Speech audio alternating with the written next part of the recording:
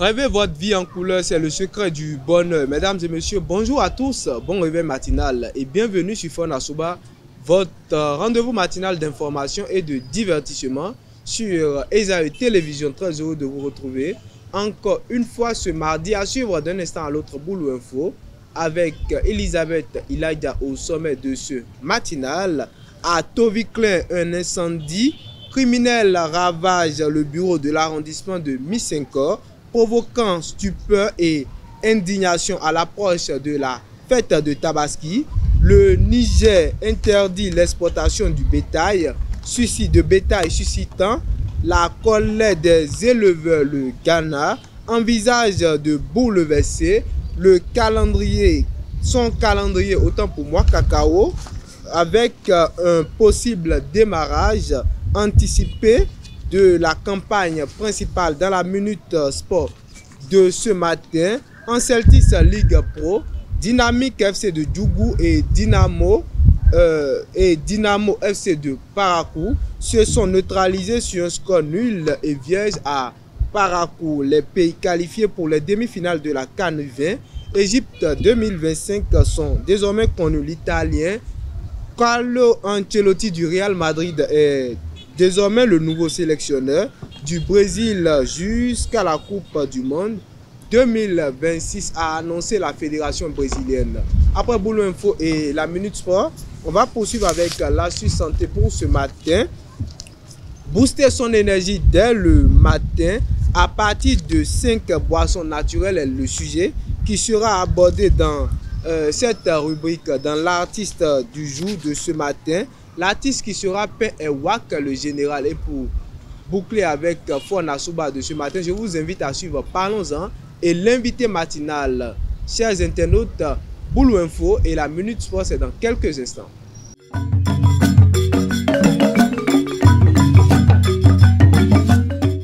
Boulou Info, c'est avec vous, Elisabeth Ilaïda. Bonjour. Bonjour Moudine. Bonjour à toutes et à tous et bienvenue dans Boulou Info.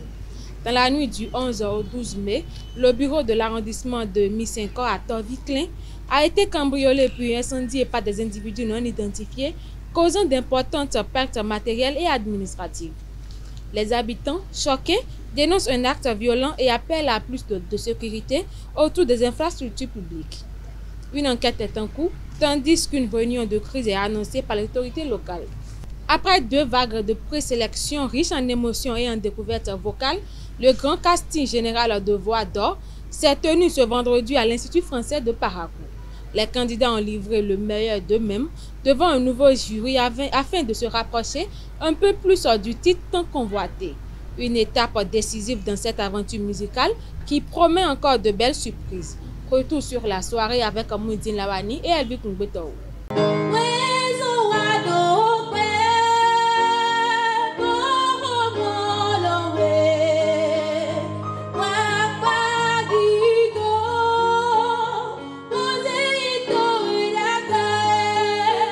La grande compétition d'interprétation Voix d'Or continue toujours à l'Institut français de Parakou.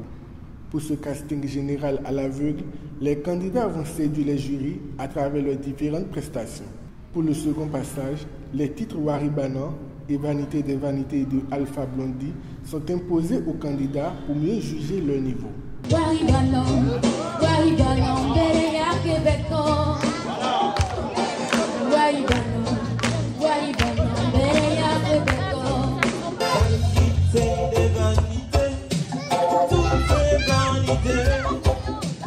Je vous le dis en vérité, sous le soleil. Voix d'Or cette année a de très beaux talents et j'ose le dire, la compétition s'annonce très serrée et parce qu'il y a de très belles voix, de personnes qui sont déjà plus ou moins moulées dans la chose musicale. Toutefois, il faut noter qu'il y a beaucoup de travail à faire. Je dis beaucoup parce que dans la pratique et parlant de la technique, voilà, de la chose musicale, il y a certains détails qui sont très très importants. Je veux parler par exemple de la justesse qui n'est pas tout à fait respectée au niveau des candidats, et du temps Voilà, je veux parler de la pulsation, voilà, du battement, des mesures, du temps et autres. Donc, il y a beaucoup de choses à ce niveau-là qu'il faut travailler. Le jury revient sur la prestation des candidats et promet travailler avec ces candidats pour révéler leur véritable potentiel. Je prends déjà cet engagement-là de travailler d'arrache-pied pour, n'est-ce pas, sortir le vrai de l'ivraie de ces différents candidats-là. Parce que j'avoue qu'ils ont le talent, mais c'est encore à l'état brut, si je dois le dire. Donc, je pense qu'avec un coaching, avec un suivi rigoureux et régulier, voilà, parce qu'il y a manqué ça aussi. Jusque-là, les candidats étaient laissés à eux-mêmes et tout. Et puis, bon, on a senti cela dans certaines prestations. Donc, je pense qu'avec un suivi et un peu de rigueur, voilà, ils vont donner le meilleur d'eux-mêmes. Les gagnants de ce casting général à l'aveugle promettent se donner à fond pour ne pas laisser leur place les prochains tours à venir. On dit que quand il reste à faire, rien n'a encore fait. Donc je promets de donner le meilleur de moi-même et grâce au coach et à des conseils venant de part et d'autre, je suis sûre de donner le meilleur de moi-même. Pour la suite, moi j'aimerais que voilà, le public soit présent, qu'il participe déjà, qu'il ne soit pas désintéressé. Là, il est intéressé déjà, mais qu'il ne soit pas désintéressé à l'avenir. Et bon, je pense que tout va bien pour le moment. La compétition se poursuit toujours à l'Institut français du Parakou, mais cette fois-ci avec des candidats repartis en 3 groupes. Ils seront désormais coachés par les différents jurys qui leur sont attribués. Hors de nos frontières, à quelques semaines de la fête de la Tabaski, le Niger a interdit l'exportation de bétail sans en préciser officiellement les raisons. Cette mesure, prise pour éviter une flambée des prix sur les marchés locaux, inquiète les éleveurs qui redoutent de lourdes pertes économiques. La Fédération pour l'élevage appelle à un assouplissement de la décision qui affecte aussi les pays voisins, importateurs comme le Nigeria et la Côte d'Ivoire. Le Ghana, deuxième producteur mondial de cacao, pourrait avancer le lancement de sa campagne principale entre le 1er et le 15 août en raison de conditions climatiques favorables. Cette décision permettrait de réajuster les prix aux planteurs dans un contexte où ceux du Ghana restent inférieurs à ceux de la Côte d'Ivoire, accentuant les risques de fuite du cacao. La nouvelle direction du Cocoa Board veut ainsi redynamiser une filière en crise affaiblie par les maladies, l'opaillage et une dette massive. Le gouvernement centrafricain multiplie les démarches pour réunir les 12 milliards de dollars nécessaires à son plan national de développement 2024-2028. Des partenariats sont en cours, notamment avec le Maroc et un groupe indien, tandis que Bangui prépare des rencontres stratégiques pour convaincre bailleurs et investisseurs. Le pays mise sur les infrastructures, l'énergie et la transformation des ressources, tout en renforçant la transparence budgétaire pour attirer les financements. C'est tout pour Boulou Info de ce matin. Merci de nous avoir suivis. Merci à vous, Elisabeth Ilaïda, pour l'actualité matinale, chers internautes. La Minute Sport, c'est avec Elvic Ngbeto.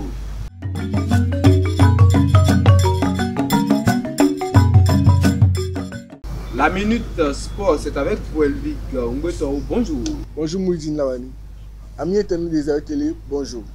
En difficulté depuis plusieurs journées, Dynamo FC et Dynamique FC se sont neutralisés 0-0 au terme d'un match pauvre en occasion et riche en maladresse.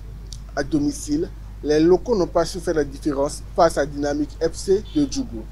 Les deux équipes restent au bas du classement et devront se donner à fond pour éviter la relégation. Retrouvez les réactions des coachs après la rencontre au micro de Marcel Coty. Si vous voyez l'état de Dynamique et Dynamo, c'est la même chose. Chacun se cherche. Mais finalement, le match ne sépare les deux équipes. Donc on doit se préparer pour les matchs à venir. Pourquoi aujourd'hui je suis venu avec l'absence de 5 joueurs titulaires? C'est ça qui a fait que, si vous remarquez, j'ai vraiment joué pratiquement en défense pour pouvoir me maintenir. Pourquoi? Il y a les milieux récupérateurs, pratiquement tous les milieux récupérateurs qui ne sont pas là. Je suis obligé de fabriquer. Les défenseurs sont devenus les milieux aujourd'hui. Donc c'est ça qui a causé c'est ça, le jeu défensif de Dynamique. Bon, la suite, c'est vrai, est Real de Parakou, Dynamo de Parakou, Dynamique de Djougou. C'est pratiquement la même famille. Et c'est les 3 équipes qui sont en difficulté.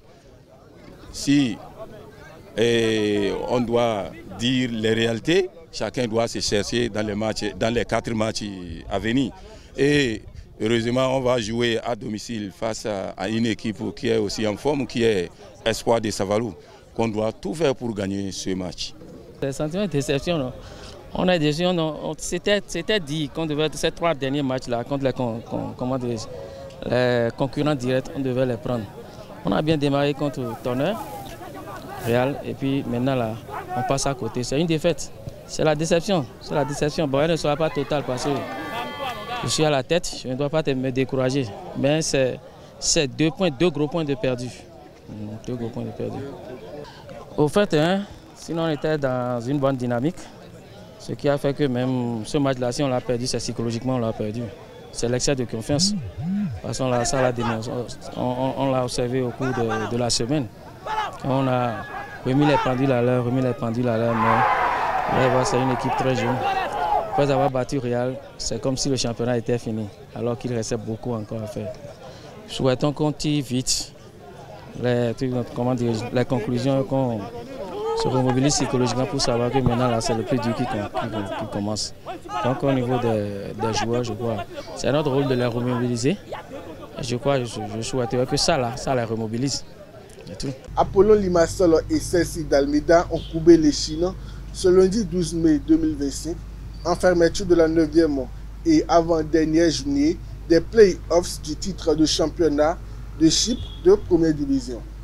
En déplacement, le Guépard et ses coéquipiers ont perdu par 3-0 face à AEK Lanaka. Remplaçant à l'entame, le milieu béninois a fait son entrée à la 58e minute. Apollon compte 46 points et occupe la 6e place de ce groupe de play-offs.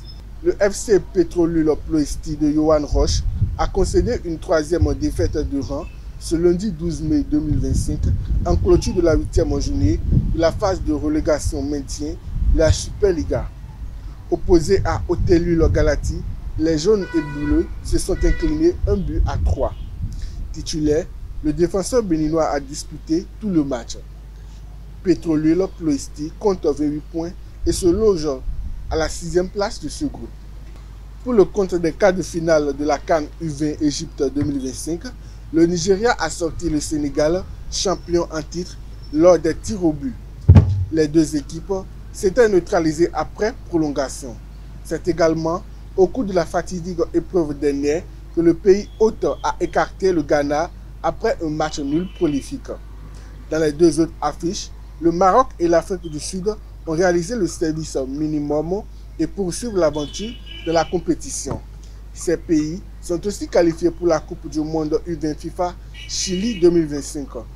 La 24e édition de la Coupe du Monde des moins de 20 ans est prévue pour se dérouler du 27 septembre au 19 octobre prochain. Et pour boucler la Minute Sport, l'Italien Carlo Ancelotti, à la tête du Real Madrid depuis 2021, a été nommé sélectionneur de l'équipe nationale du Brésil, a annoncé lundi la Confédération brésilienne de football à un peu plus d'1 an du Mondial 2026. Âgé de 65 ans, il va diriger désormais la sélection brésilienne jusqu'à la Coupe du Monde 2026, a précisé la CBF dans un communiqué. C'est tout pour la Minute Sport. Merci à vous, Elvic Ongbeto, pour l'actualité sportive de ce matin, chers internautes. L'astuce santé, c'est avec Sylvie Dedeo.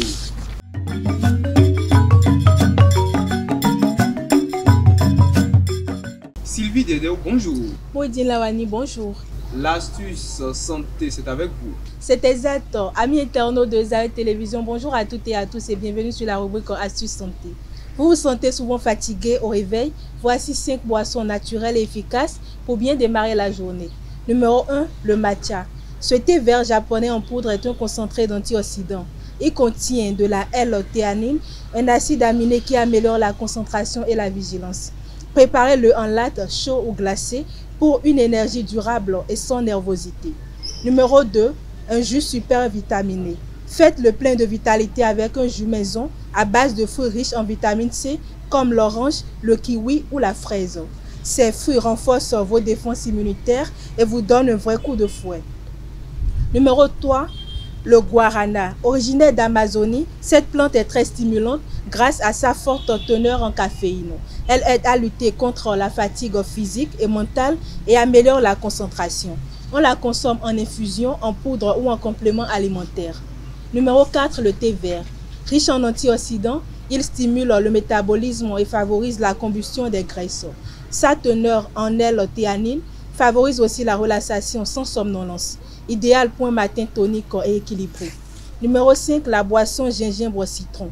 Mélangez du gingembre frais râpé, du jus de citron et de l'eau tiède. Cette boisson est détoxifiante, anti-inflammatoire et dynamisante autant pour moi. Elle stimule la digestion et renforce l'immunité. En conclusion, une alimentation équilibrée, riche en fruits, légumes, céréales complètes et protéines maigres est la base d'une bonne énergie toute la journée. C'est tout pour l'astuce santé de ce matin. Merci à vous, Sylvie Dedeu, pour l'astuce santé matinale, chers internautes. À présent, on retourne du côté de Elvic Ngotorou pour l'artiste du jour.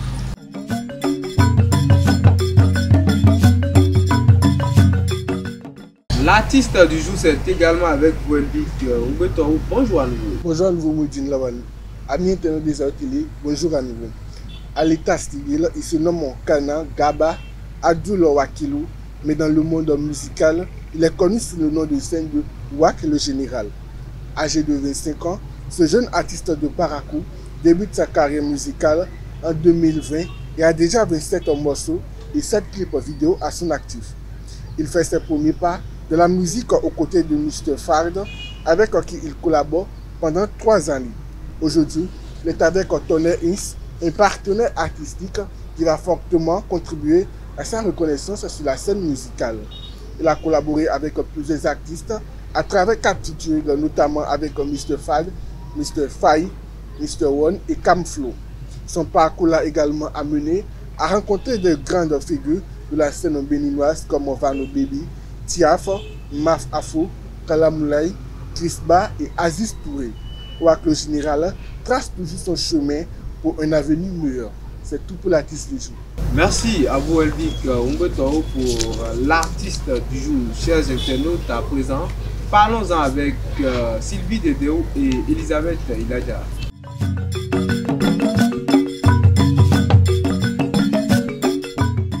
Annoncer son voyage avant le jour J, pour ou contre, c'est le sujet de Parlons-en de ce matin et le débat est avec vous. Elisabeth Ilaja, bonjour à nouveau. Et Sylvie Dedeu, bonjour à nouveau. Bonjour à nouveau, Moïse. Alors, d'entrée, je m'adresse à vous, Elisabeth. Annoncer son voyage avant le jour J. Déjà, qu'est-ce que vous pensez de cela? Moi, je crois que c'est une mauvaise idée d'annoncer son voyage avant le jour J, en fait. Et ça peut nous créer certains problèmes. Ça peut nous créer certains problèmes. Pour vous, il ne faut pas du tout annoncer son voyage. Il faut surtout garder ça privé, un peu privé. Il faut surtout garder ça privé. Alors, Sylvie Dedeu, désolé Sylvie, annoncer son voyage avant le jour J, pour ou contre? Bon, pour moi, ce n'est pas vraiment une mauvaise idée, mais bon, ça dépend de la personne qu'il faut informer. On ne va pas se lever avec un haut-parleur, commencer par aller dans tout le quartier, je vais voyager par exemple. En tout cas, il faut savoir à qui parler, les personnes de confiance au fait. Quand on parle de personnes de confiance pour vous, c'est qui et qui? Bon, déjà, la famille, c'est déjà une personne de confiance. Je ne parle pas de la famille élargie, mais de la petite famille. Également, il y a des amis avec qui... Bon, la petite famille d'abord, pour commencer, c'est qui et qui?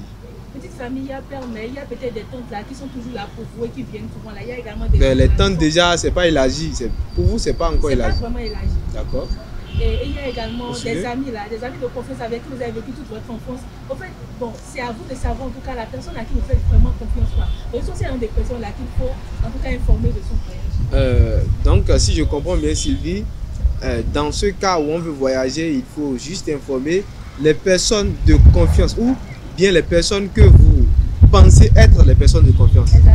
Puisque ce n'est pas la même chose. Hein.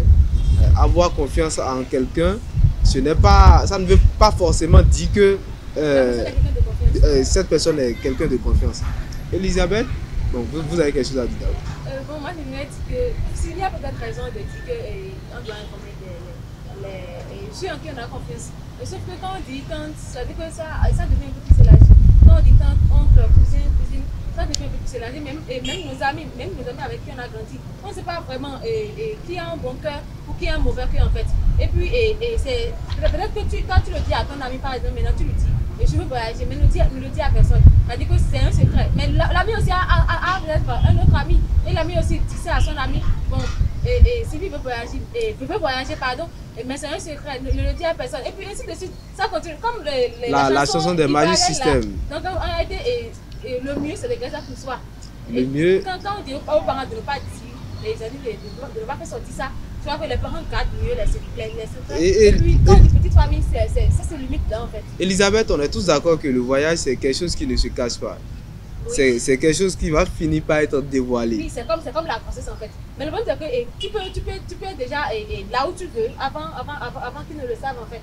Donc c'est mieux que de rester ici et puis ils sont là à te mettre les bâtons dans les roues. C'est mieux. Concernant les amis, vous avez dit que bon, je suppose que Elisabeth est mon amie par exemple, je l'informe de mon voyage, elle parle à un autre ami.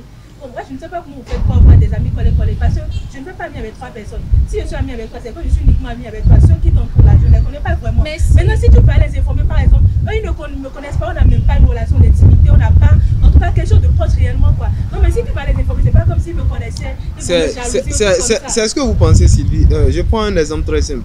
Vous dites vous ne faites pas des amis collés, d'accord? Mais vous avez par exemple un ami ici dans le quartier Arafat. Vous avez un autre ami peut-être à Guéma, vous avez un autre à Titirou, voilà. Et votre ami, vous dites que vous voulez voyager à votre ami de Arafat.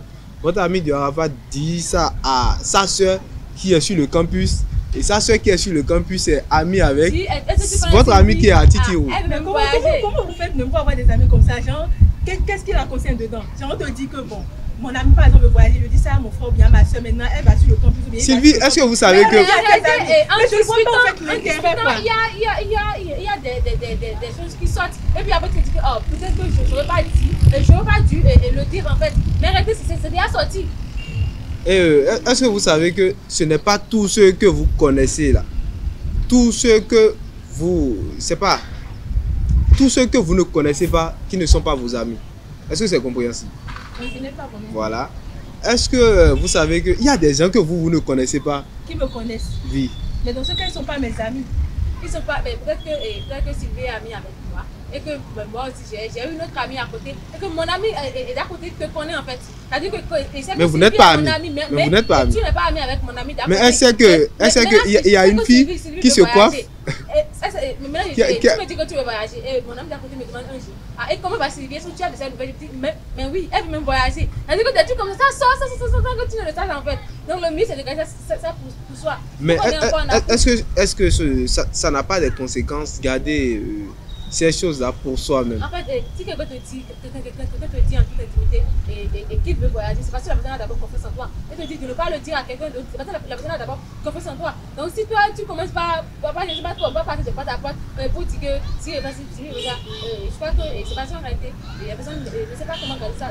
Qu'est-ce que vous pensez, Sylvie, à vous cette question, qu'est-ce que vous pensez de cette catégorie de personnes-là qui ne disent rien quand ils veulent voyager jusqu'à la veille? Et à quelle heure encore? La veille de son voyage, il vient vers vous à 23 h. C'est comme si tout le monde a perdu ses âmes. Non, bon, je crois que si tu n'as rien dit jusqu'à la veille, mieux ne pas le dire. Et arriver là-bas, tu le dis. Parce que je ne vois pas vraiment l'intérêt. Je prends l'exemple, je suis amie avec toi par exemple. Tu ne me dis rien, c'est la veille à 23 h, tu viens chez moi. Mais je ne vois pas où est vraiment l'intérêt là. Quand tu me le dises, mais ce qui est sûr, vous avez été informé. Ça n'a pas vraiment son importance là en fait. Parce que c'est parce que tu as peur qu'on te fasse du mal. Mais qu'est-ce pour que la veille à 23 h là, je ne m'envole pas la nuit, que vous avez fait quelque chose forcément. Et peut-être même que c'est ça qui va encore énerver la fille en question, on ne sait jamais. Donc mieux pour ne pas en parler carrément. C'est parce que d'abord la personne a un sérieux problème de confiance. La personne ne pas confiance, n'importe comment. Et la personne est tellement sur cette garde en fait. Alors quand tu sais que c'est risqué de partager cette information avec tout le monde, tu sais que bon, tu dois garder ta bouche fermée, même si ça va faire du mal aux autres en fait.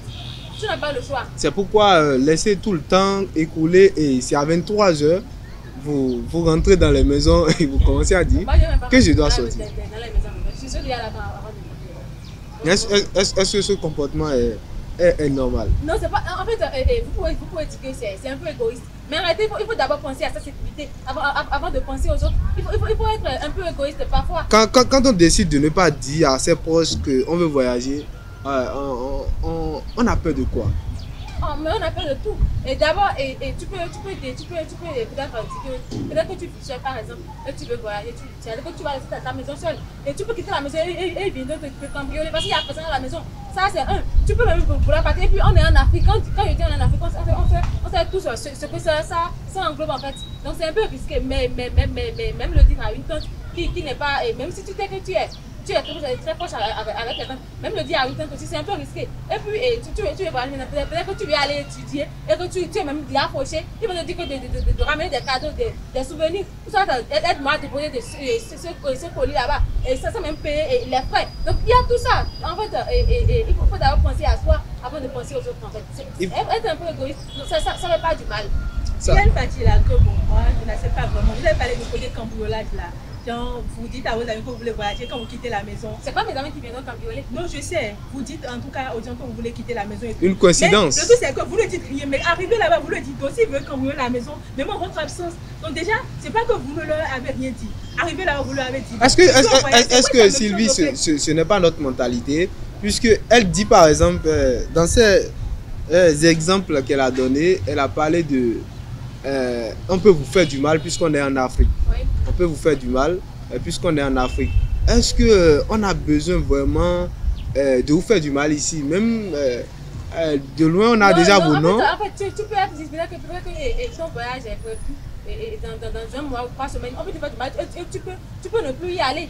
C'est-à-dire que tu seras coincé ici, tu ne peux plus bouger. Mais peut-être que tu te dis là-bas, maintenant ils vont dire que oh, mais bon, elle est déjà partie, elle n'est pas revenue. Mais au moins là-bas, là toutefois, on peut dire elle est déjà partie, mais tu vas encore revenir comme tu es reparti. Comme le dit dans la chanson de Magic System, ce n'est pas toi qui iras en France, mais c'est la France qui viendra te voir ici. Elisabeth, il a déjà un mot pour finir. Bon, moi, je dirais que pas revenir pour une personne qu'on voyage et qu'on va dans un autre pays. C'est pas vraiment mal. C'est d'abord penser à soi en fait. Et on doit être un peu égoïste pour son bien-être en fait.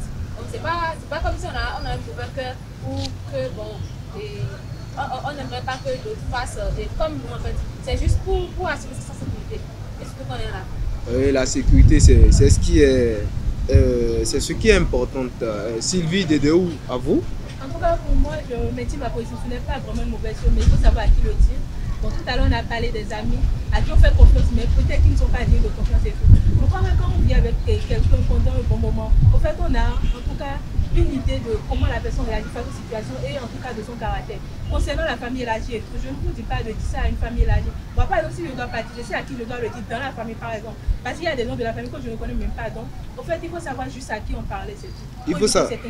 Il faut savoir juste à qui en parler. Merci à vous. Sylvie Dedéou, merci Elisabeth Iladia. Voilà, c'est tout pour Parlons-en de ce matin. Chers internautes, à présent, je vous invite à suivre l'invité.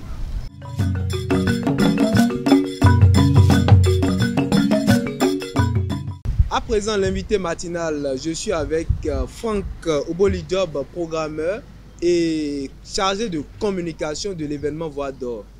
Avec lui, on va éclaircir un peu cet événement culturel, artistique et du Septentrion. Il est déjà avec moi sur ce plateau. Franck, bonjour. Bonjour monsieur le journaliste. Alors, pour vite rebondir, puisqu'on n'a pas le temps à perdre ce matin, dites-moi, la Voix d'Or, que peut-on comprendre par cet événement? Alors la Voix d'Or, c'est un événement de musique, un événement musical qui se passe à part de 5 ans maintenant. L'événement se passe depuis 5 ans, donc vous êtes à la 5e édition.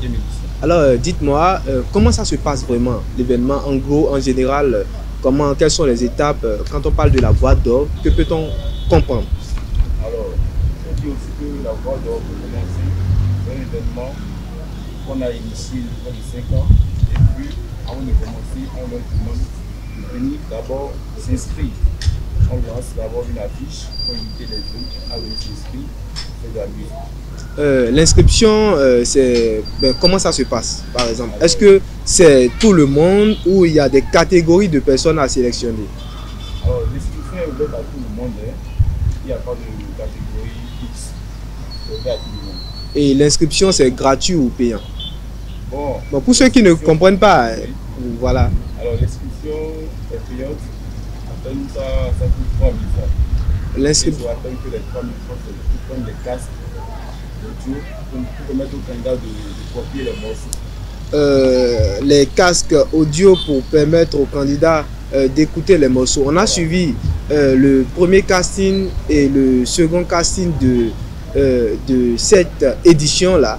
Déjà, pour commencer, l'édition de cette année se passe à l'Institut français de Parakou. Est-ce que ça a toujours été le cas? Bon, la voix doit commencer déjà dans les bars, et plus précisément dans un bar à Parakou, nommé chez Balak, la passion de chez Balak. Donc, bon, étant donné que l'événement de l'ampleur, on a changé le cadre dans lequel l'événement se déroule. Donc vous avez voulu changer le cadre. Et dites-moi, cette année, on a décidé de le faire à l'Institut français. Vous avez décidé de le faire à l'Institut français. Qu'est-ce qui fait la particularité de la voix d'or de cette année? Bien, la particularité du voix d'or cette année, dans le fait qu'on a changé déjà le lieu, le décor. Aussi. On est allé dans quelque part de plus grand où on aura plus de visibilité. Déjà ça, et les candidats de cette année, combien de candidats participent à la voix d'or cette année? Alors, au début de l'inscription, on était déjà à près de 30 inscriptions. Maintenant, mais sur le comment on dit, sur la scène, oui. On n'a pas vu 30 candidats. Tout à fait. En cours de semaine, on a eu des candidats qui nous ont lâchés à profit d'un autre événement. Ils peuvent faire tel ou non, ce n'est pas possible à part ici. D'accord. Ceux-là nous ont lâchés, ce qui a fait qu'on est au nombre de 16 candidats maintenant. 16 candidats. Alors, l'élimination de ces candidats, ça va se passer comment? Alors, l'élimination des candidats, je crois, a déjà commencé. Hein? Ça a déjà commencé lors du casting général. Le casting, on a fait une élimination. Donc, les éliminations se basent sur les notes des candidats. Donc, le moins performeur sera éliminé. Donc, à chaque étape de la compétition, chaque candidat, bon, on doit éliminer voilà, un nombre donné de candidats. Pour le premier prime, puisque c'est ce qui est en vue, on a suivi le premier casting, le deuxième casting et le casting général. Alors, pour le premier prime, dites comment ça va se passer l'élimination, puisque je pense que ça ne devrait pas être les mêmes choses. Alors pour le premier prime, l'élimination se fera sur aussi les notes que les candidats vont obtenir de la part des membres des jurys. Mais il y a 16 candidats en jeu, combien va-t-on éliminer lors de ce prime? Alors, on dit qu'on a un peu de voir si on doit éliminer un ou bien deux.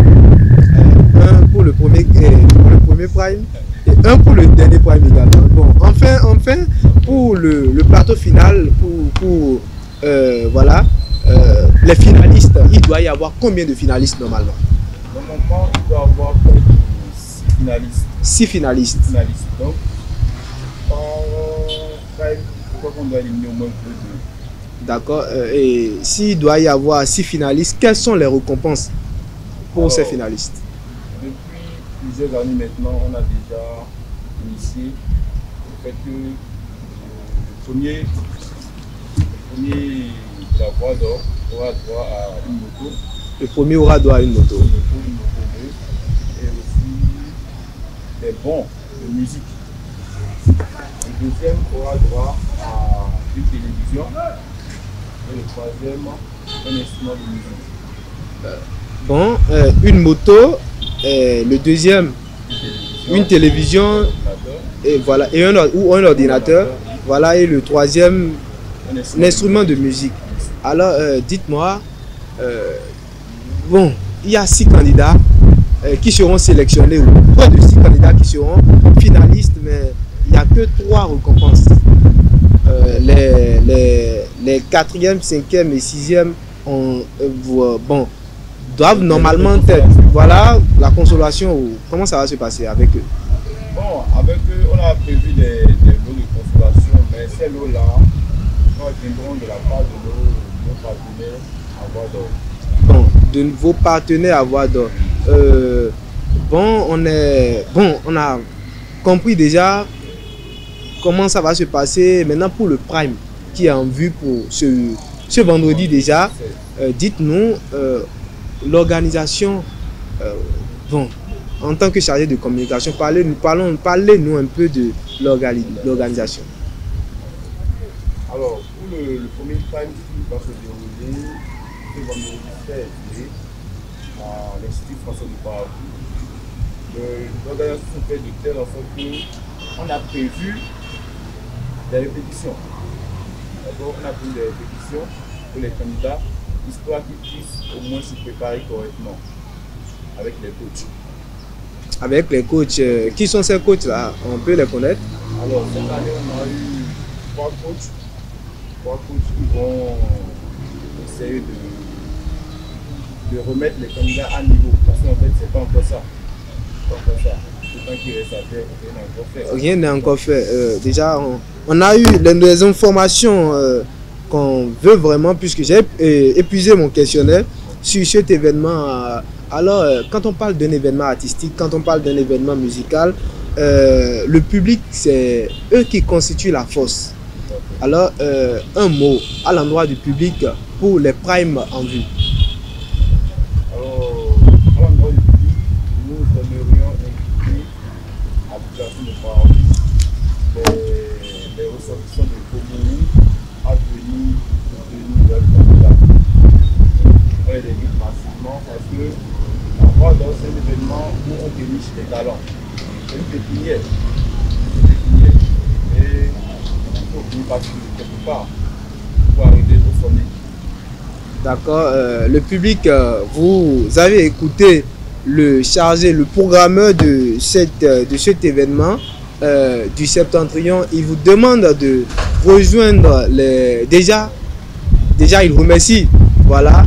Pour les déplacements déjà faits jusque-là, mais il demande au public qui sont à la traîne de rejoindre l'événement et surtout de garder ce qu'il faut pour soutenir les candidats. Merci à vous, Franck Oboli Job. Je rappelle, vous êtes programmeur, vous avez quelque chose à ajouter. Allez-y.